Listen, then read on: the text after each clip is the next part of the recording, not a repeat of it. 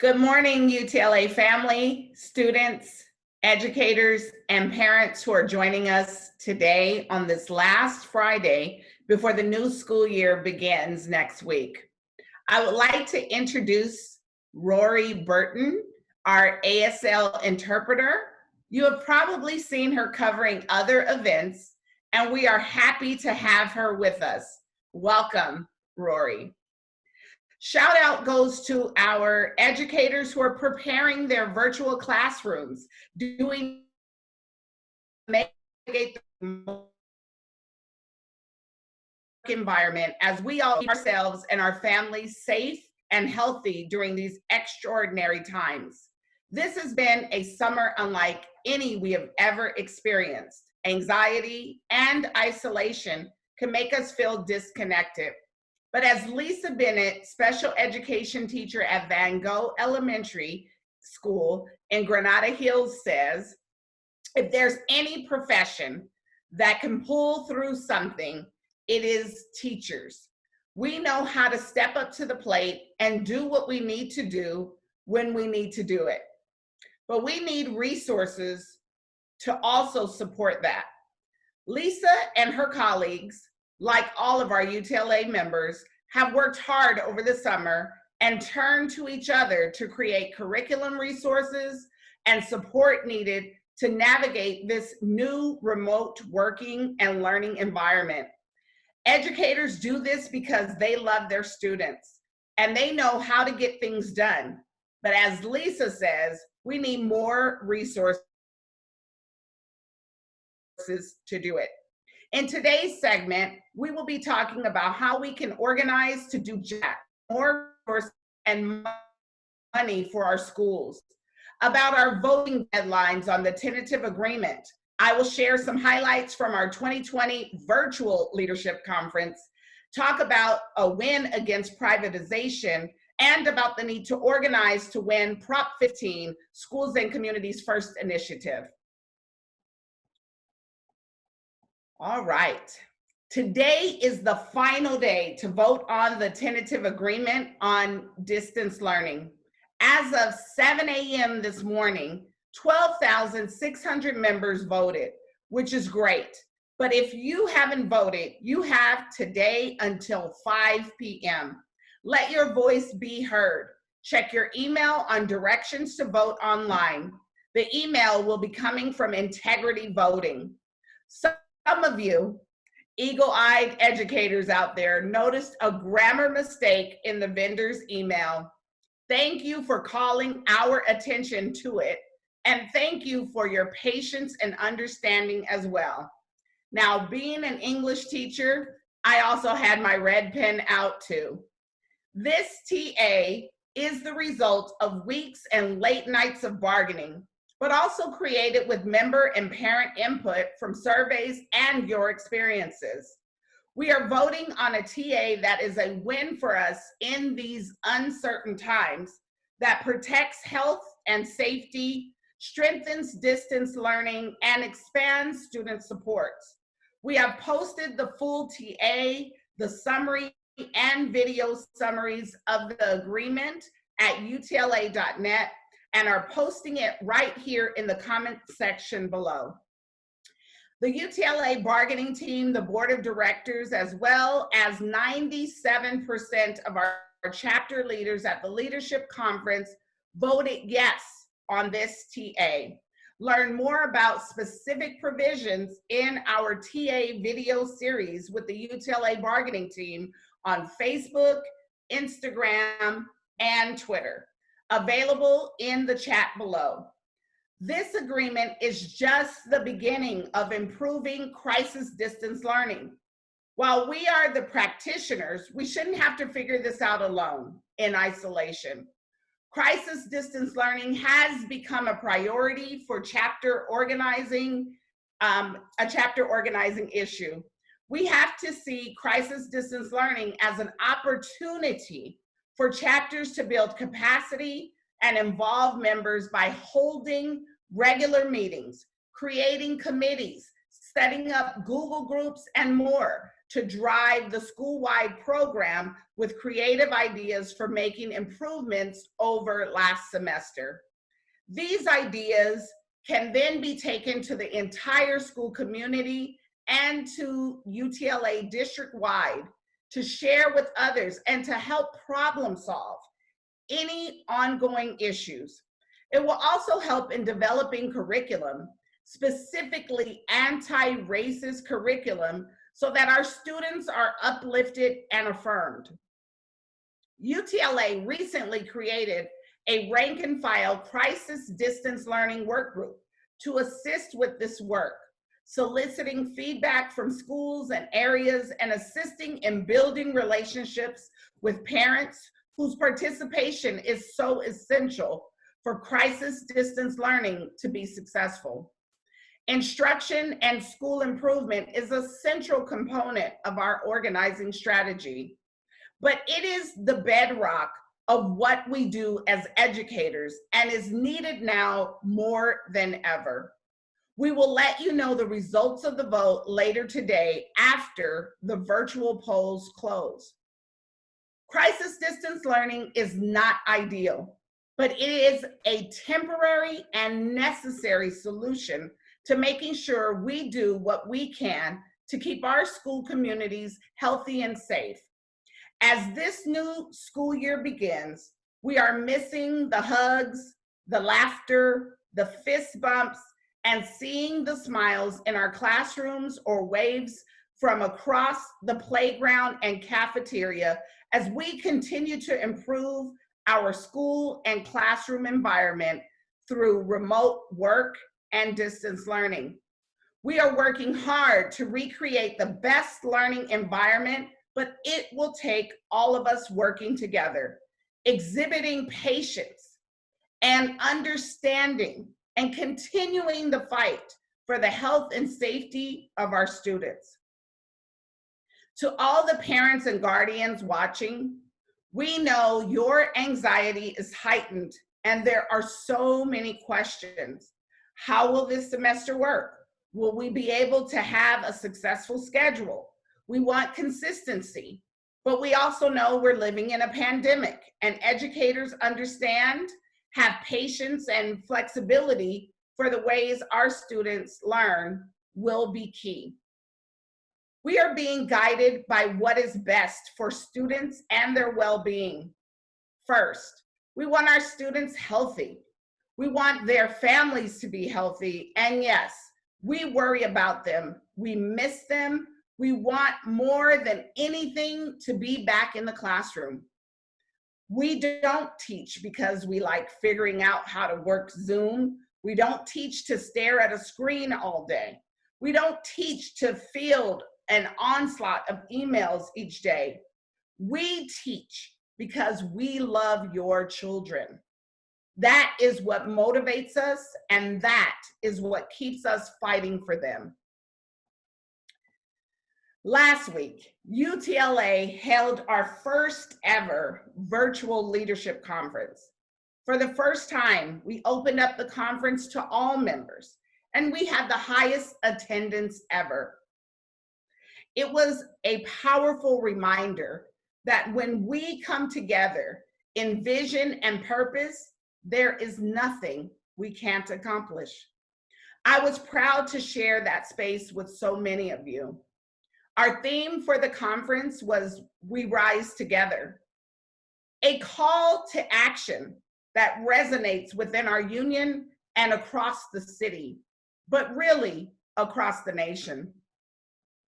We must continue to fight to make Black Lives Matter in our schools, bring the necessary supports to our most vulnerable students, and reinvest in public education. We had a powerful panel that included Black Lives Matter activists, including a magnificent student activist in Sarah Giotto, a rising senior at Dorsey High School, and activists in the fight for police-free schools. She was utterly amazing. On the final day, we had Dr. Bettina Love. She gave a riveting keynote speech that inspired UTLA members to ask engaging and uplifting and very powerful questions of Dr. Love. It is my hope that members came away feeling empowered to do the work that lays ahead of us. As I outlined in my State of the Union, I see 5 priority areas for activity this coming year. 1, make crisis distance learning work as well as possible through school site organizing. Instruction and school improvement is a central component of our organizing strategy, and it is the bedrock of what we do as educators and is needed now more than ever. 2, any and all MOU talks of in-person school reopening must be guided by science and safety. We came out not just for ourselves, but for the health and safety of our students and families, especially the more vulnerable, low-income communities and communities of color. We knew that this virus interconnects us all, that our safety couldn't be separated from the safety of our students, families, and communities. We must keep pushing. We can't rest.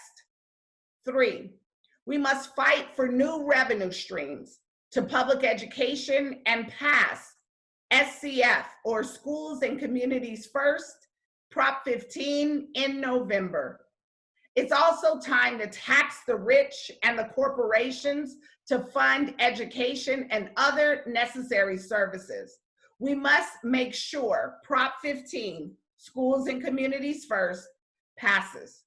We know the usual suspects will come out against us. The California Chamber of Commerce and Business Roundtable are spending hundreds of millions of dollars against it. Our members, parents, and communities must get behind the measure because it will finally make corporations pay their fair share in property taxes. 4, we must advocate for the communities we serve. Common good demands. We are going into the hardest times any of us have ever faced, and these times are most difficult for many of our students' parents who face unemployment, underemployment, evictions, food insecurity, institutionalized racism, inadequate health care, and much more. And 5, we must win the school board election in November. I know time has a different meaning these days as we navigate this pandemic. Mornings bleed into afternoons and weeks into months. Let's rewind to last spring's school board election victories. Our candidates, Jackie Goldberg and George McKenna, easily won re-election to their seats, and Scott Schmerelson and Patricia Castellanos placed first and fought off smear campaigns to advance to the November 3rd, 2020 runoffs. It is important to double down on our political organizing efforts, which have been working since the strike and beyond. We scored a solid win against privatization this week. On Tuesday, the LAUSD School Board approved new regulations that will help curb the unregulated expansion of charter operators in LA neighborhoods. The new rules stem from Assembly Bill 1505, a bill that passed in the aftermath of our strike. Our strike, which amplified community support for public schools and sounded an alarm bell about privatization. AB 1505 allows school districts to consider the financial and academic impact of a new charter school or that this already operating in the neighborhood, the school board can reject it. This is a game changer in a district like ours, where the explosion of the charter industry driven by privatizers has led to neighborhoods being oversaturated with schools and $600 million being drained from LA public schools every year. This is good news too, for our UTLA members who work in charter schools, who also feel the effects of the oversaturation of schools. The charter lobby was, of course, against the new regulations. They wanted them watered down, and in the truth of the motion only passed the board narrowly on a 4-3 vote. On the side of public education, voting yes were Dr. George McKenna, Scott Schmerelson, Jackie Goldberg, and Dr. Richard Vladevic. Everyone who voted no was elected with substantial donations by the charter industry lobby. This tight vote is a wake-up call, a chance to look into a future where the tilt on the school board has fallen the other way, away from public education. 2 school board seats are up for election in November, and we have to win them both. We will win if we all jump into this work. It can seem like a lifetime ago, but our advocacy for our candidates in the school board primaries last spring won the day. Jackie Goldberg and George McKenna winning their re-election to their seats, and now we have Scott Schmerelson and Patricia Castellanos.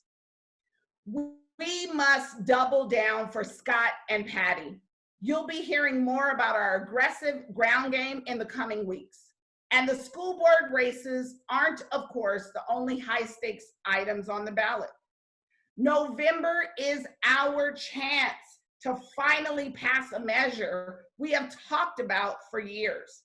Schools and communities first. It will be called Prop 15 on the ballot. When we first started advocating for Prop 15, we had no idea we would be blindsided by this global pandemic and the economic fallout. Now more than ever, we need that $12 billion a year in funding to recover from this devastation.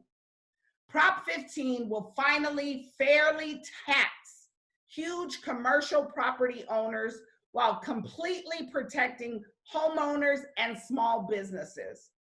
I need to say that again. No property homeowners or small businesses. Last week, we protested outside the offices of the LA Chamber of Commerce for its cynical opposition to Prop 15. I was inspired by the words of students and parents and of teachers like LA Global Studies teacher Canik Peña Vargas. This is some of what he said. Challenges to racial justice and equity in LA have existed for generations. Only now, the pandemic has aggravated those inequities and made them more visible. We have students logging into virtual classes while they work at construction sites to keep food on the table. We have families moving 2 or 3 times a month to avoid eviction. We have staff and students mourning the loss of their loved ones. And yet, we have political and economic leaders who want to prioritize tax breaks for the wealthy over the lives of our youth. If we fail to support our schools, if billionaires' profits are put before our children, we will continue to watch the death rates rise, and it will prolong this economic downturn. Those are powerful words, and the kind of righteousness we will bring to our fight for Prop 15 and all the other resources we need to safely reopen schools. We'll be gearing up for our incredibly busy fall season this month, including a citywide meeting for chapter leaders on August 27th from 4 to 6 p.m. Chapter leaders, make a note of that date and get ready to strategize with other leaders across our schools. Until next time, I wish you a restful weekend and a solid start to the new school year. Stay UTLA strong, stay UTLA proud, because together we rise.